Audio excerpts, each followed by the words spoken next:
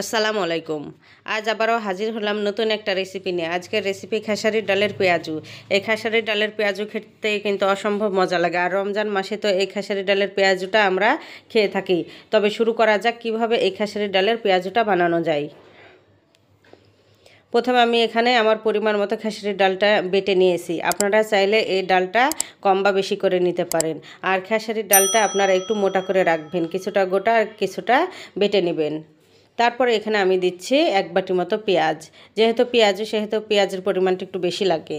তারপরে আমি দিচ্ছি একটা আলুর অর্ধেক কুচানো। আপনারা আলুটা বাদ দিতে পারেন, কিন্তু হোটেলে এই আলুটা দেয় সেজন্য খেতে বেশি মজা লাগে। তারপরে আমি এখানে দিচ্ছি কাঁচা মরিচ কুচি আর আদা রসুন বাটা। আর এখানে আমি দিচ্ছি মরিচ, হলুদ, ধনিয়া আর জিরা গুঁড়া। এটাকে দিয়ে এখন ভালো করে আমি মেখে নেব।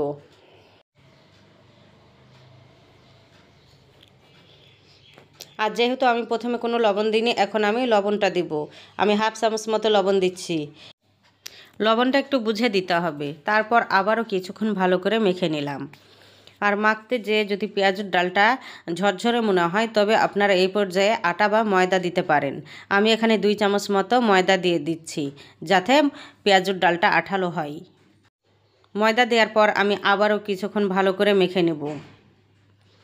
মেখে নিয়ে হাতে নিলেই বোঝা যাবে যে পেঁয়াজের ডালটা ঠিকঠাক মাখা হয়েছে কিনা। এভাবে করে বুঝে নেবেন যে পেঁয়াজের ডালটা ঠিকঠাক মাখা হয়ে গেছে। এখন একটা সাইডে আমি সরিয়ে রেখে দেব। তারপরে এইদিকে আমি তেল বসিয়ে দিয়েছি। তেলটা গরম হয়ে গেলে আমি এভাবে করে পেঁয়াজের শেপ দিয়ে ভেজে নেব।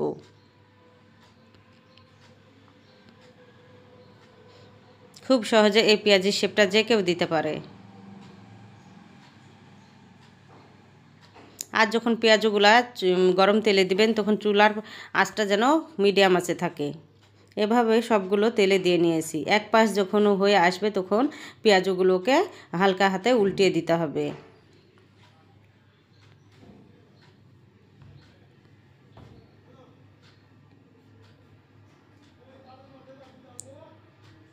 এভাবে করে অল্প আঁচে পেঁয়াজগুলোকে ভেজে নিতে হবে।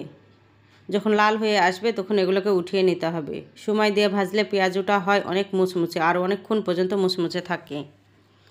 এভাবে করে আমার সব পেঁয়াজগুলো ভাজা হয়ে গেছে। দেখে বোঝা যাচ্ছে কতটা মুচমুচে আর লোভনীয় হয়েছে। আমার ভিডিওটা যদি একটু ভালো লেগে থাকে, like, comment, share and subscribe করবেন।